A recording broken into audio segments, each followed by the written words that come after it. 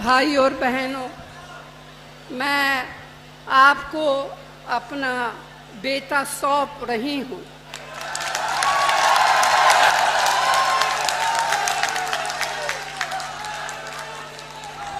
अपना बेटा सौंप रही हूँ, जैसे आपने मुझे अपना माना, वैसे ही राहुल को अपना मान कर रखना है। ये राहुल आपको निराश नहीं करेंगे।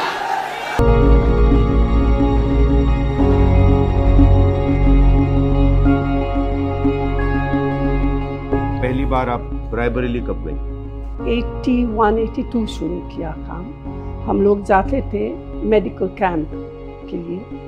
बहुत सारे अच्छे डॉक्टर लोग थे वहाँ के, दिल्ली के। सेवा करने के लिए ये लोग हमेशा मदद करते थे। हमारे परिवार का अमेठी रायबरेली से 100 साल का रिश्ता है। आप देख रहे हैं देश लाइव, देश की आवाज। रायबरेली के मेरे परिवारजनों, मुझे खुशी है कि आज काफ़ी समय के बाद आपके बीच आने का मौका मिला है। मैं हृदय से आपकी आभारी हूँ। आपके सामने मेरा सिर श्रद्धा से झुका हुआ है। 30 साल तक एक सांसद के रूप में आपने मुझे सेवा करने का अवसर दिया। ये मेरे जीवन की सबसे बड़ी पूंजी है। रायबरेली मेरा परिवार है। वैसे अमेठी भी मेरा घर है। न सिर्फ मेरे जीवन की कोमल यादें यहाँ से जुड़ी हुई हैं, बल्कि पिछले 100 साल से हमारे परिवार की जड़ इस मिट्टी से जुड़ी हुई है। गंगा माँ की तरह पवित्र यह रिश्ता अवध और रायबरेली के किसान आंदोलन के साथ शुरू हुआ और आज तक कायम है। इंदिरा जी के दिल में रायबरेली के लिए एक अलग जगह थी। मैंने उन्हें काम करते हुए करीब से देखा। उनके मन में आपके प्रति असीम लगाव था। मैंने राहुल और प्रियंका को वही शिक्षा दी जो इंदिरा जी ने और रायबरेली की जनता ने मुझे दी।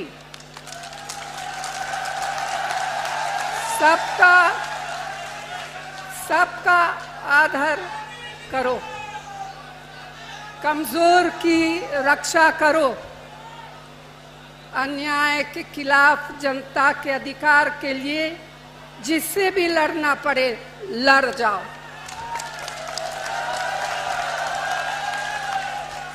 डरना मत, क्योंकि संघर्ष की तुम्हारी जड़ें और परंपराएं बहुत मजबूत है। मेरा आंचल जीवन भर आपके आशीर्वाद और प्रेम से भरा रहा है। आपके प्रेम ने मुझे कभी अकेले नहीं पड़ने दिया। मेरा सब कुछ आपका दिया हुआ है। तो भाई और बहनों, मैं आपको अपना बेटा सौंप रही हूँ।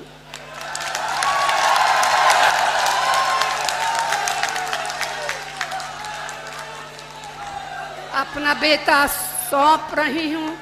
जैसे आपने मुझे अपना माना, वैसे ही राहुल को अपना मान कर रखना है। ये राहुल आपको निराश नहीं करेंगे। और इस सभा में आने के लिए मैं दिल से आप सभी को धन्यवाद देती हूँ। धन्यवाद। जय हिंद।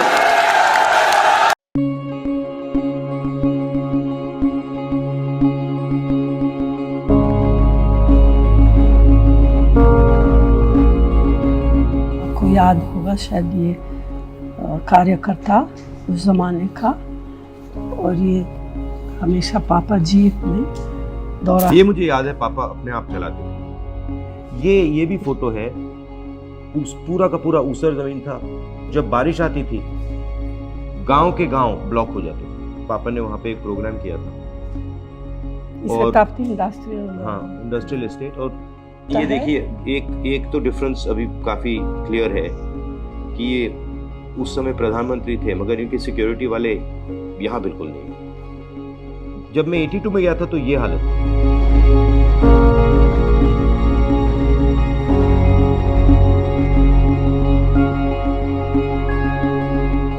पहली बार आप रायबरेली कब गए? 81-82 शुरू किया काम। हम लोग जाते थे मेडिकल कैंप के लिए। बहुत सारे अच्छे डॉक्टर लोग थे वहाँ के, दिल्ली के। सेवा करने के लिए ये लोग हमेशा मदद करते थे। हमारे परिवार का अमेठी रायबरेली से 100 साल का रिश्ता है। 1921 से पंडित जी उनका राजनीतिक जीवन शुरू किया, और एक किसान का लीडर था बाबा रामचंद्र। उनको मैसेज भेजा कि चलो मिलेंगे, और पंडित जी को अपना दुख बताया। मैं भी जाऊंगा, पंडित जी ने बोला। तो फिर वो प्रतापगढ़ पहले, क्योंकि सबसे ज़्यादा वो किसान का जो था प्रतापगढ़, और फिर रायबरेली भी, और एक दो और नज़दीक के जगह। रायबरेली वैसे राहुल के दादा फिरोज गांधी वहाँ के एमपी थे 53 से। परदादा ने अपना काम, अपनी पॉलिटिक्स रायबरेली में आंदोलन से शुरू की थी अंग्रेजों के खिलाफ। जो उनका काम शुरू हुआ वो रायबरेली में हुआ। उनके देहांत के बाद तो फिर दादी ने लोकसभा लड़ाई वहाँ से, रायबरेली से। जब मैं अमेठी का एमपी था, रायबरेली के लोग आए थे, आपको याद होगा। आईटीआई के लोग आए थे। आईटीआई को वाजपेयी जी की सरकार बंद कर रही थी। कहा कि देखिए, हमारी नौकरी का सवाल है, हमारे भविष्य का सवाल है। तो मैंने काफी उसमें हम लोग बहुत कोशिश की और उसको बचाया, क्योंकि हम चाहते थे कि वो जो टेक्नोलॉजिकल स्पिरिट है और जो टेलीकॉम्स का जो कनेक्शन था वो रायबरेली से ना टूटे। गांव में जाती थी लोगों से मिलने, पता करना। अगर कुछ किसी का देहांत, किसी की शादी, या तो फिर एक बार बाढ़ था, एक और बार सूखा था, तो हमेशा ही मैं वहाँ एकदम जाती थी। एकदम एक्सेप्ट किया मुझे। जो रिश्ता था वो जैसे बेटी बहू की रिश्ता था उन लोगों के साथ।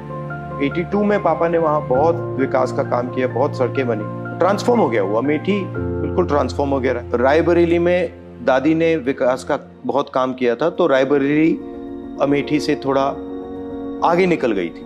जब पापा अमेठी गए और फिर पापा ने वहाँ बहुत ज्यादा काम किया, फिर ये लगा कि अमेठी थोड़ा विकास में रायबरेली से आगे निकल गई। फिर जब हमारी सरकार थी तो इन्होंने भी वहाँ काफ़ी काम किया, और मैंने भी अमेठी में काफ़ी प्रोजेक्ट्स किए। एक सड़क की कनेक्टिविटी, तो मेरी कोशिश थी कि ज़्यादा से ज़्यादा सड़कें, नेशनल हाईवेज, CRF सड़कें हम अमेठी में लाएं और अमेठी को बाकी देश से जोड़ें। दूसरा था सेल्फ हेल्प ग्रुप का काम, जिसमें हमने लाखों महिलाओं की मदद की, बैंक अकाउंट से उनको जोड़ा, उनकी ज़िंदगी बदली। तीसरा जो इंस्टीट्यूशंस हैं, पेट्रोलियम इंस्टीट्यूट और CRPF ट्रेनिंग कैंप, और शायद जो सबसे बड़ा काम था जिसको बीजेपी के लोगों ने रोक दिया और जो अमेठी और रायबरेली को ट्रांसफॉर्म कर देता, वो था फूड पार्क, जिसमें हम 40 अलग अलग कारखाने ला रहे थे जो हॉर्टिकल्चर और एग्रीकल्चर से रिलेटेड थे। और मेरी सोच थी कि वो फूड पार्क अमेठी और रायबरेली का चेहरा ही बदल देगा, और उसको बीजेपी के लोगों ने रोक दिया। तो यही प्लान मेरा रायबरेली के लिए है कि रायबरेली को बाकी देश से जोड़ा जाए, वहाँ पे मैन्युफैक्चरिंग यूनिट्स और फूड प्रोसेसिंग की स्ट्रेटजी हो। जब मैं रायबरेली की बात करूँ, अमेठी की बात करूँ, तो जनता के दिल में जो है उसको अच्छी तरह सुनना और उस पर एक्शन करना। रायबरेली के लिए जो काम माँ कर रही थी और जो दादी ने किया, उसको मैं आगे ले जाऊँ। वो रिश्ता ही अलग है, एक प्रकार से पारिवारिक रिश्ता, दोस्ती का रिश्ता, एफेक्शन का रिश्ता है। तो जैसे मेरा माँ के साथ रिश्ता है, बहन के साथ रिश्ता है, वैसे ही वहाँ के लोगों के साथ हमारा रिश्ता है, वही फीलिंग है। खाना भी बहुत अच्छा लगता है मुझे।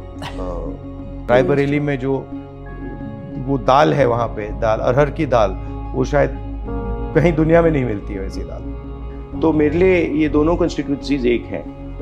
अमेठी और रायबरेली ने हमें सब कुछ दिया है। जब भी अमेठी रायबरेली को जरूरत होगी, हम वहां मिलेंगे।